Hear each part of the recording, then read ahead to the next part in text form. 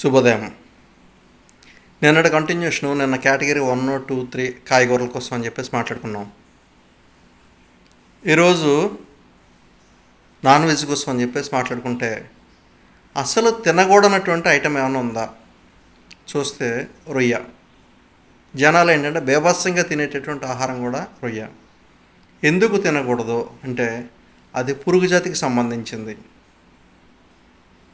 ఇష్టపడే వాళ్ళకు కూడా నేనేంటంటే ఒకటే చెప్తా, మీ ఇష్టాలని నేను కాదన్ను, మీరు చేసే వాటిని నేను తప్పుపట్టను, బట్ అది మాత్రం పురుగు జాతికి సంబంధించిందే కాబట్టి తినాలా మానాలా మీరే డిసైడ్ చేసుకోండి. రెండోది, కోడిగుడ్డు తినచ్చా తినకూడదా చూసుకుంటే కోడిగుడ్డు అన్నది నాటుగుడ్డు అయితే తినచ్చండి. ఎందుకంటే ఆ గుడ్డు నుంచి మళ్ళీ పునరుత్పత్తి అన్నది జరుగుతుంది నాటుగుడ్డు అయితే. ఈ పౌల్ట్రీ నుంచి వచ్చేటటువంటి గుడ్లో ఎన్ని రకాల వ్యాక్సిన్స్ ఉంటాయో తెలియదు మనకి. సో అది ఉడికిన తర్వాత అవి ఎంతగా ఎవాపరేట్ అవుతాయో కూడా మనకు తెలియదు. సో గుడ్డు లోపల ఉండేటటువంటి సొన ఏదైతే ఉందో అదేంటంటే అందులో 1% కూడా ఫైబర్ అన్నది ఉండదు. కాబట్టి ఏంటంటే అది నాన్ డైజెస్టివ్ పార్టికల్గా తీసుకోవాలి. ప్రోటీనే, బట్ ఏంటంటే నాన్ డైజెస్టివ్ ప్రోటీన్.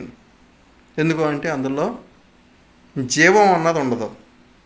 జీవం లేనప్పుడు ఏ ప్రోటీన్ అయితే మనకెందుకు? ఒకసారి ఆలోచించండి.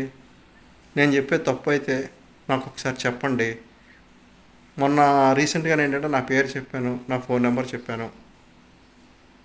కాబట్టి ఏంటంటే ఏదన్నా కానీ ఇన్ఫర్మేషన్ ఇవ్వాలనుకుంటే ఇవ్వండి. నేను చెప్పే తప్పు అయితే నాకు ఒకసారి చెప్పండి.